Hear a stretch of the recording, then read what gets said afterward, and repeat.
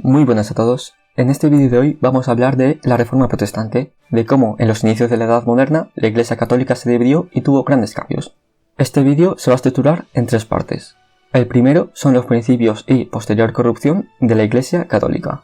El segundo son las reformas protestantes y como tercer punto veremos las consecuencias de estas reformas. De modo que vamos a ello.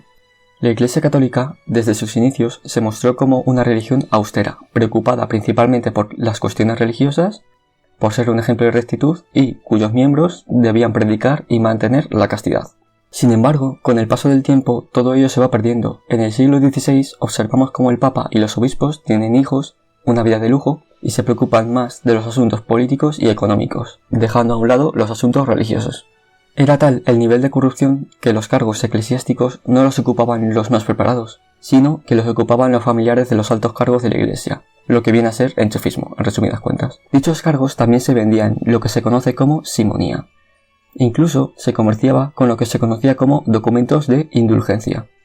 El bajo clero, por su parte, también estaba decaído, no predicaba, no tenía los conocimientos religiosos apropiados y, al igual que el alto clero, rompía su obligada castidad, lo que conocemos como nicolaísmo o amancebamiento. En conclusión, la Iglesia Católica se había desviado completamente de su camino original. Esto hizo que personas dentro de la propia Iglesia, por su descontento ante la situación, rompieran con ella, dando lugar a las reformas protestantes. Estas fueron principalmente tres: la Reforma Luterana, la Reforma Calvinista y la Reforma Anglicana. La Reforma Luterana la inició en Alemania un monje llamado Martín Lutero. Este, en 1517, expuso sus famosas 95 tesis, en las que criticaba los documentos de indulgencia que perdonaban los pecados, entre otras cuestiones, lo que le costó la excomunión. La doctrina que fundó se basó en justificación por la fe. Esto quería decir que no hacían falta buenas acciones para ir al cielo, sino que bastaba con tener fe en Dios. Dijo que todas las personas podían leer e interpretar la Biblia.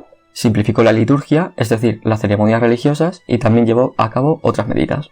Su fe se extendió rápidamente por algunos estados alemanes, así como el centro y el norte de Europa.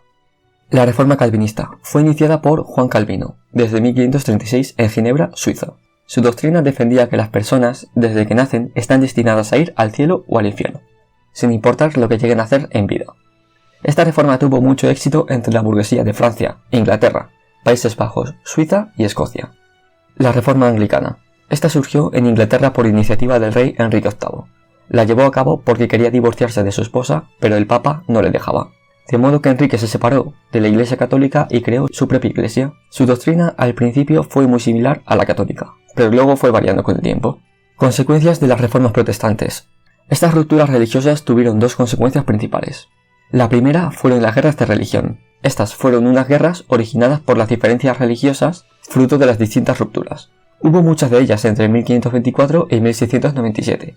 Las principales del siglo XVI fueron la guerra entre católicos y hugotones en Francia. Estos hugotones eran calvinistas franceses. La guerra de los campesinos en Alemania, la guerra de Esmalcalda, también en Alemania, y la guerra de los 80 años en los Países Bajos. Una segunda consecuencia fue la Contrarreforma, un intento de reforma dentro de la Iglesia Católica para frenar todas estas rupturas. Para ellos, sus principales instrumentos fueron dos: el Concilio de Trento, celebrado entre 1545 y 1563, que fueron una serie de reuniones en las que se definieron la doctrina católica. También llevaron a cabo medidas destinadas a acabar con la mala reputación de la Iglesia, promoviendo la formación de sacerdotes, etc.